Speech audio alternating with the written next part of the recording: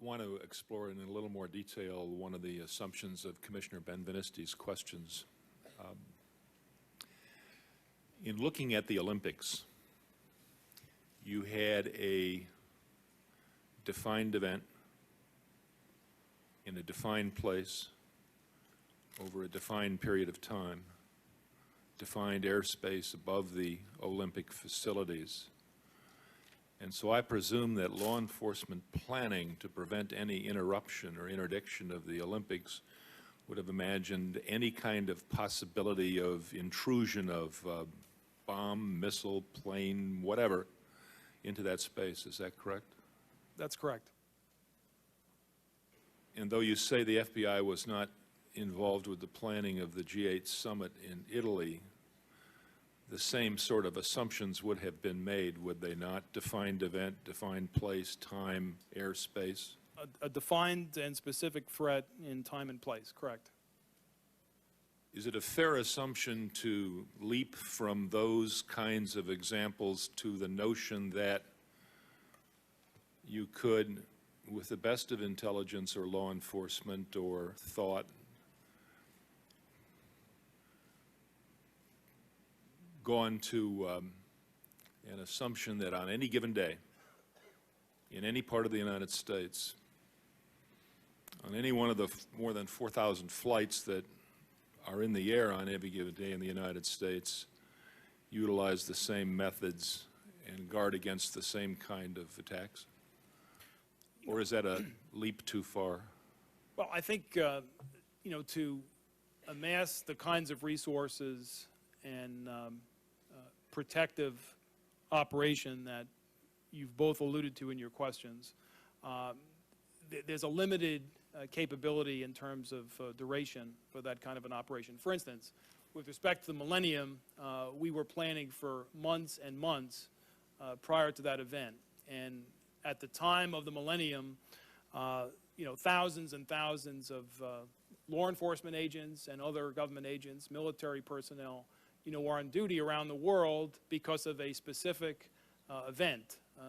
The Attorney General and I were in, you know, our command post through the night on December 31st. But we could not have sustained that, you know, for weeks and weeks beyond that period, nor would there have been a basis to do that without a specific threat. So I think to do the kinds of protective operations that we would like to do and do, in fact, perform when NATO's meeting, when the Pope is visiting, when the President is at a summit, when the World Cup is going on, when presidential conventions are in session.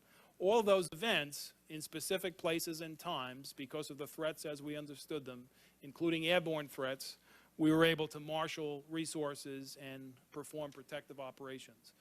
But you need a time and place to do that if you have resources available. You testified that you transferred 600 agents from headquarters to the field because there was a 22-month hiring freeze in the FBI. Why was there a 22-month hiring freeze in the FBI? And when did it occur? Well, you'd have to ask Congress about why they had the freeze. This was a congressionally imposed freeze? Yes, we were not authorized to hire people for a 22-month period. When I became director in September of 1993, we were in the middle of that freeze, and it went for a total period of 22 months, which is why I was putting people on the street from headquarters. Now, the budgeting process in the federal government with particular regard to the FBI, do I assume works something like the FBI decides how much money they'll ask for in any given fiscal year.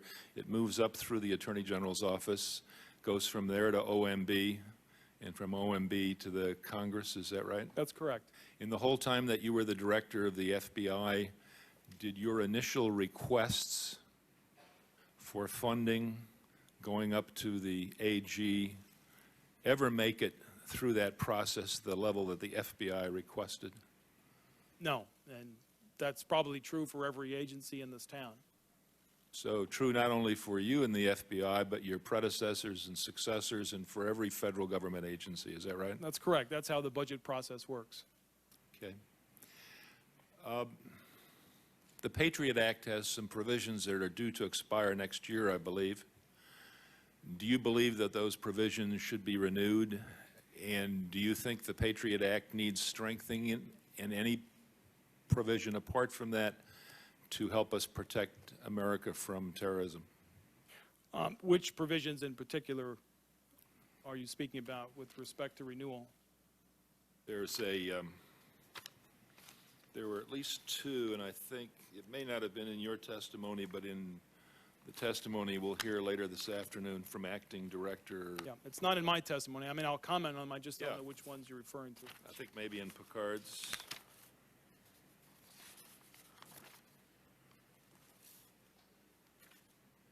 Well, let me come back to that after I find what I'm looking for, and let me ask Okay, you this.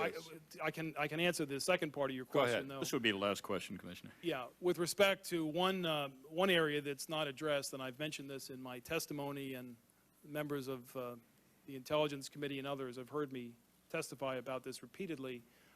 Nowhere in the Patriot Act, nor in any of the other post-September 11 measures, is there any effort to address the issue of encryption. Yeah.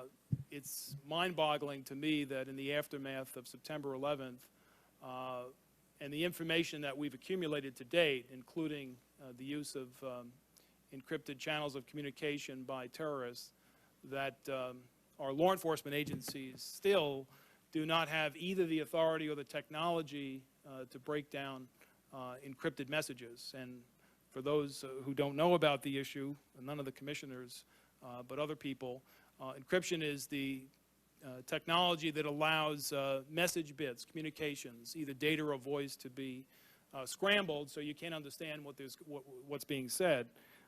Again, it's mind-boggling to me, and I testified dozens and dozens of times, along with Janet Reno and others, for some relief that this is completely unaddressed. I think it's a huge gap in our national security, and one that I would urge the Commission to look at.